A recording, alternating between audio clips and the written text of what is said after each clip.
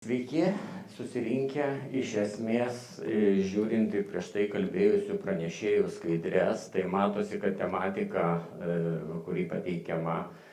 ir medžiaga šitose skaidrėse yra iš tikrųjų tokia persipinusi, nes jeigu pažiūrėti vieno pranešėjo, kito pranešėjo, reiškia skaičius arba paduodamas kažkokias nuorodas, tai labai daug matosi reiškia pasiruošimo darbų, kurie yra visi atlikę, nes tie skaičiai galbūt pasidubliuoja šiek tiek ir mano prezentacija tai bus, bet tai parodo, kad ši tematika įdomi iš tikrųjų tiek ir skirtingų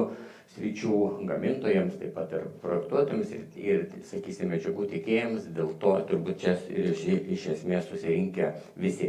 Taigi šiandien mano pranešimo tema šiek tiek parodyti ar ne, kaip tas tvarumas gali pakeisti mūsų pastatus ir kaip tai gali turėti įtakos, reiškia, tam bendram architektūriniam jų vaizdui. Tai šiek tiek pačiai pradžiai norėjau vėlgi pasidalinti jūsų jomis, ar ne, kaip tie mūsų gyvenamieji pastatai, kuriuose mes dabar kažkuriam tai iš jų čia maždaug tokio tipažo gyvename, evoliucionavo laikui bėgant, ar ne, tarkim, nuo kažkokiu tai paprastų gyvenimo urvų, olų ir visa kita iki iš tikrųjų futuristinės koncepcijos ir iš tikrųjų, jeigu prieš kelis metus mes galėtume sunkiai suprasti, ar ne, kad toksai kriterijus kaip tvarumo supratimas visas ateis į mūsų gyvenime, tai kažkam atrodė, tai irgi dar visiškai tolima ateitis. Tačiau šiai dienai mes jau kalbame apie tai ir šitos visos skaidrės, kas ir šiandien rodoma, taip pat, reiškia, parodo mūsų žmonių atsakingumą už savo planetą, už savo gerbūvį, kiek mes šiai dienai turime įvairiausių emisijų ir koks yra klimato, reiškia, poveikis, kaip keičiasi jisai dėl žmogaus įtakos, dėl, reiškia, skirtingų iškastinio kuro naudojimų ir taip toliau. Tai va čia su tokiom tendencijom, kaip matote, susiduria visos, reiškia, mūsų pasaulio šalis. Iš tikrųjų, turbūt flagmanas visame šitame tvarumo požiūrį yra Europa, rodo pakankamai didelį ambicingą planą ir lyderiauja, būtent nustatydama tam tikras kryptis tiek savo pastatams, tiek ir visiems komponentams, kurie sudaro tos pastatus. Ir visa tai iš esmės yra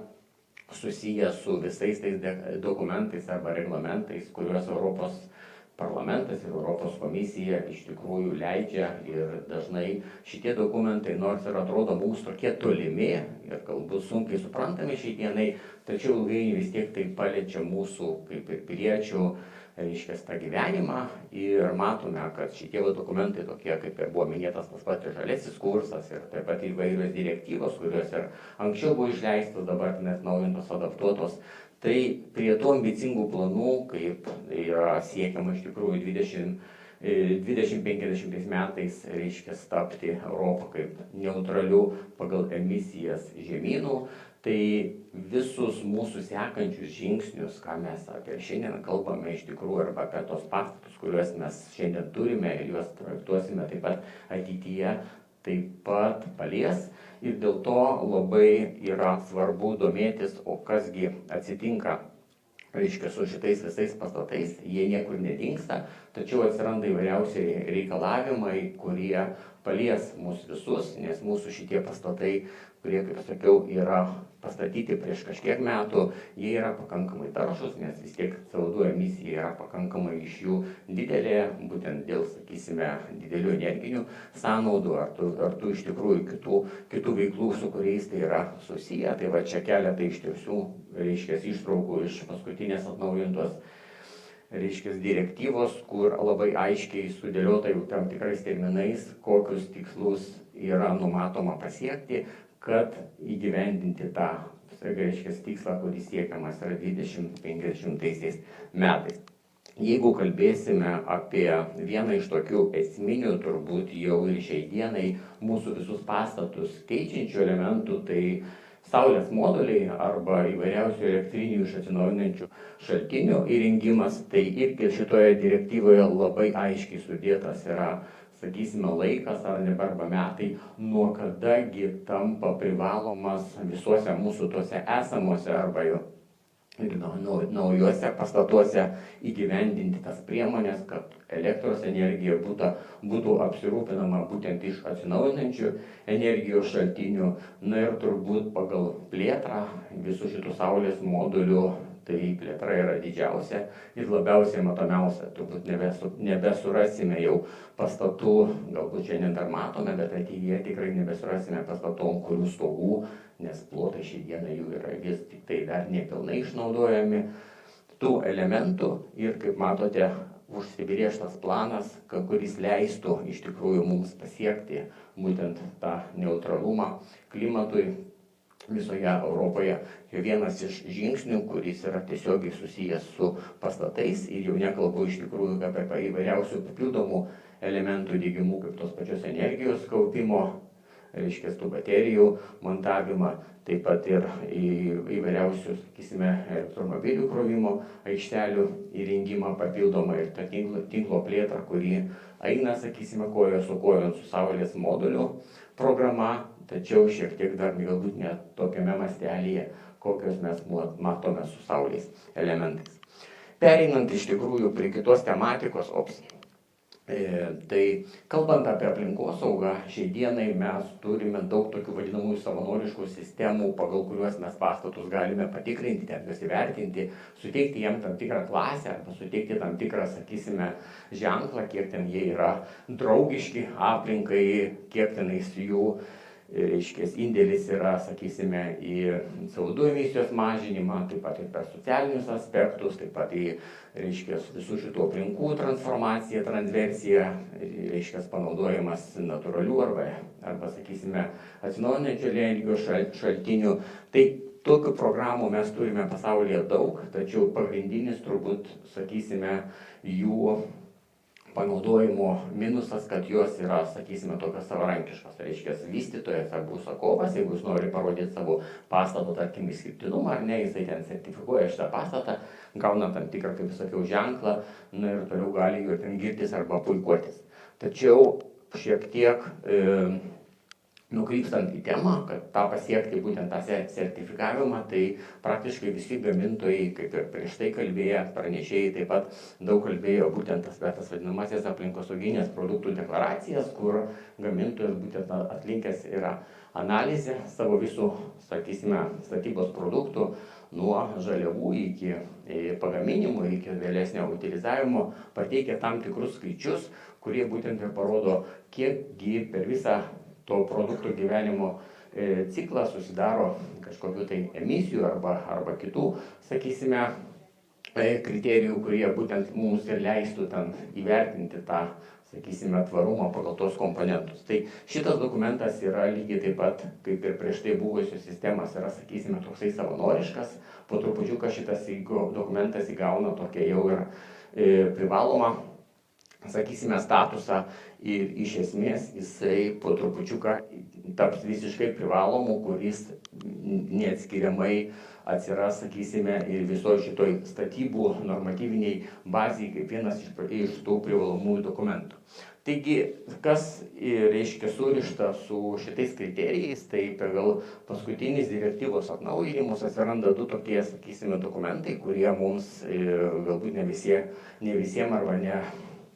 nelabai iki galo žinomi. Tai atsiranda taip vadinamasis skaitmeninis produkto pasas ir taip pat kitas atsiranda visuotinio to apšilimo potencialo deklaravimo privalomumas. Tai jeigu, kaip ir minėjau anksčiau, buvusių tų vadinamųjų gaminio aplinkosauginių deklaracijų, tai globalaus arba visuotinio apšilimo kriterijus buvo tik tai vienas iš ten kelių, kurie būtent ir buvo nustatomi tam gaminiui, kaip sakiau, per viso jo gyvenimo ciklą. Tai būtent pagal paskutinius norminius reikalavimus šitas kriterijus yra išimamas iš to viso konteksto ir jisai bus privalomas praktiškai deklaruoti kiekvienam statybos produktui ir, aišku, vėliau net ir pačiam statybos procesui, kuris taip pat bus apibrėžtas. Taigi šitie du dokumentai iš tikrųjų palies visus mūsų pastatus ir kalbant būtent apie tą skaitmeninį gaminio pasą, tai esmė yra tokia, kad šiandienai mes turime begalės įvairiausių dokumentų, kurie yra pasiekiami ten kažkur tai. Vieni laiko juos tenais popierinėse failuose, kiti ten pasidarė kažkokiuose tai bibliotekose, kurios yra prieinamos, tarkime, tenais per interneto svetainės ir taip toliau. Tai siekiama yra iš esmės įgalinti vartotoją, kad informacija apie gaminį, apie jo poveikį šiam aplinkai, apie jo panaudojimą, perdirbamumą būtų labai lengvai pasiekiama ir praktiškai įsiveda tokia kaip ir vadinamai QR sistema, kai tu nusiskanavęs tą, reiškia, to savo įgyto gaminio, nežinau, prekės arba kito, gali labai greit sužinoti visus tos aspektus, kurie tave domina. Tai šis dokumentas po trupučiuką iš tikrųjų įgaus tą privalomumą ir taps privalomas visoje irgi statybos sferoje, kas be abejo taip pat irgi palies per būtent tą transformacijos prizmę, kad atsiranda įvairiausių naujų tokių skaitmeninių įrankių šalia jau mums gerai žinomų, tarkim, BIM-ų ar ten visokių kitokių sistemų, kas yra surišta su skaitmeninė. Kalbant apie tą vadinamąjį visuotinio atšilimo potencialą kriterijų, tai čia irgi pateikiama yra tokia, reiškia, skaidrė, ar ne, kaip matome, kaip mūsų klimatas yra šiltėjantis ir statistika iš tikrųjų pakankamai aiškiai parodo, ar ne, kad ta kreivė yra didėjanti ir šalia to, kad mes tai skaičiais galbūt ir fiksuojame, sakysime, pakankamai nedidelius temperatūros pokyčius per tam tikrą ilgesnį laiką, tačiau vis dėl to tai yra tiesiogiai susiję ir su įvairiais tais klimatiniais, sakysime taip, kataklizmais, kaip atsiranda įvairiausių krušų, kurių anksčiau nebuvo fiksuojama, tarkim, tam tikrose šalyse, arba ten netikėtų potvinių, arba kitų tokių ekstremalių įvykių, kaip ir pavyzdžiui, ar ne, dabar Lietuvoje mes turime, tarkim, gegužės mėnesį, temperatūrą turim pakankamai aukštas, kurios iš tikrųjų nebuvo būdingos ilgam tam matavimo, reiškia, kalendorijoje ir praktiškai čia prieš mėnesį kokį kiekvieną dieną galima buvo per žinias girdėti, kad fiksuotas naujas rekordas, tai va tokie ekstremumai iš tikrųjų ir lydintis mus būtent dėl to atšilimo. Ir, sakysime, vienas iš tų aspektų, kuris iš tikrųjų tiesiogiai susijęs su to klimato šiltėjimu, būtent, sakysim, CO2 emisija yra, na ir tas kriterijus, kuris yra apibūdinantis. Kaip ir minėjau, reiškia, pagal reikalavimus direktyvos atsiras reikalavimas tą vadinamąjį mūsų dokumentą šiuo metu turimą kaip Declaration of Performance ar ne, arba eksploatacinių savybių deklaracija, taip pat papildyti ir kitais kriterijais ir atsiras toksai dokumentas, kuris vadinasi DOPC, į kurį taip pat privalomai bus įtrauktas ir būtent ir tas kriterijus, kas surištas tiesiogiai su tvarumu arba šiuo atveju su visuotinio atšilimo potencialo skaičiukais ir tai dokumentu bus patvirtintas tas, reiškia, nustatytas indėlis, sakysime, to gaminio, to statybos produkto ar to pačio pastato, iš kurio viskas susidaro, į tą neutralumui skaičiavimo metodiką, kuri ir jinai bus. Kalbant apie termoizoliacinės medžiagas, kaip jos prisideda ar neprisideda, tai turbūt viso statybos proceso metu mums neįmanoma išvengti kažkokiu tai statybos procesu, kur nebūtų naudojama energija. Čia irgi tokia pavyko medžiagą, reiškia, surasti iš vieno europinio projekto, kur mokslininkai iš tikrųjų tokia padarė yra duomenų bazė, kur nusiskanavę tą paprastą QR kodą galima pasižiūrėti, kiek mūsų pagrindinės statybinės medžiagos, čia išraugau tik tai būtent apie termoizoliacinės medžiagas, turi būtent tą indėlį arba sugeneravimą CO2 emisijos per 1 jo kilogramą ir iš tikrųjų tai dar net ir išreikšta yra per, reiškia, to gaminio šiluminius parametrus. Tai viršuje, ten pačiam viršuje matome tokią labai unikalią medžiagą, kuri vadinasi aerogelis, tai praktiškai kosminių technologijų medžiaga. Jinai yra labai lengva, jinai pasižymi labai geromis termoizoliacinėmis savybėmis, jinai yra nedeginė, įgeria vandens ir visa kita. Tačiau, kaip matote, jos sugeneruojamas tas vadinamasis visuotinio apšilimo kriterijos vertė arba CO2 emisijos yra dydis pakankamai pakankamai didelis. Ir toliau leidžiantis prie tų, sakysime, labiau tradicinių medžiagų, taip pat jinai tokia tendencija ir matosi, ar ne, kad jeigu medžiaga turi pakankamai gerus šiluminius parametrus, tai dėja, bet jos anglies pėdsakas yra pakankamai didelis. Ir leidžiantis iš tikrųjų dar žemiau prie tų vadinamųjų, sakysime, natūralios kilmės ar ne, arba ten tų visiškai gamtinių medžiagų, tarkime, kaip perlitas, ar ten kanapių pluoštas, ar ten, sakysime, kamštiena, ar ten šiaudai ir visa kita, tai tie skaičiai yra pagal CO2 pėdsaką ženkliai mažesni, tačiau šiluminės savybės jų nėra tokios aukštos, kaip prieš tai matytų medžiagų. Ir jeigu globaliai po to mes perskaičiuotume į reikiamus storius, kad užtikrinti tam tikro pastato termoizoliacinės savybės, tai žinokit, tie skaičiai labai išsilygina.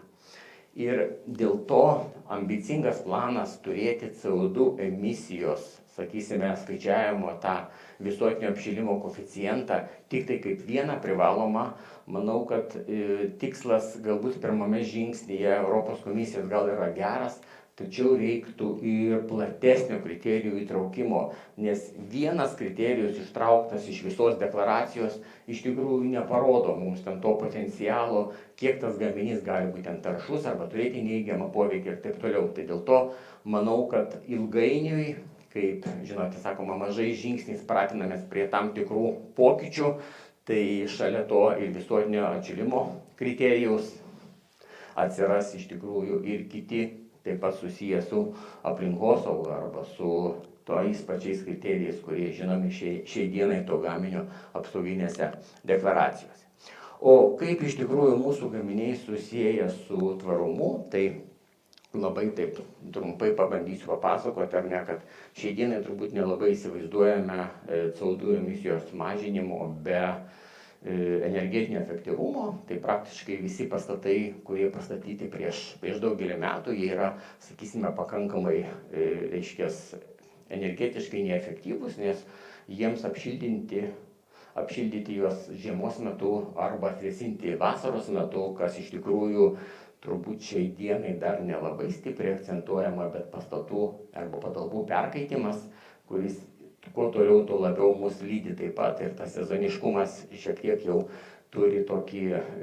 kintantį, kad žiemos metu mes neturime ekstremaliai žemų temperatūrų ilgą laiką, mes turime, sakysime, tą temperatūrų pokyčių, tačiau atsiranda ir patalpų vėsinimas. Taigi izoliacinės savybės taip pat tampa vienas iš tų kriterijų, kai mes pastatą po renovacijos galime turėti iš tikrųjų arba mažai energijos naudojantį, arba visų jų nenaudojantį. Tai šitų medžiagų naudojimas yra neišvengiamas, nes jeigu pasižiūrėti iš esmės į tą mūsų gaminį, kuris yra gaminamas ir naudojamas kaip šiltinimo medžiaga, tai jinai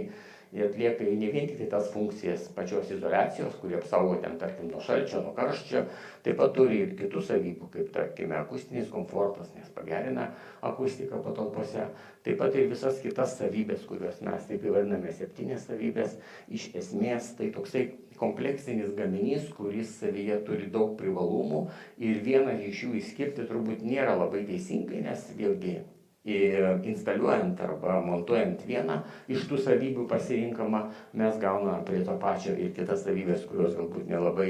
sakysime, šiai dienai matuojamos ar ten įvertinamos, ne, kaipgi mes galime išmatuoti, tarkim, komfortiškas sąlygas, kurių turbūt kiekvienas ir siekiame savo namuose. Kalbant bendrai turbūt apie,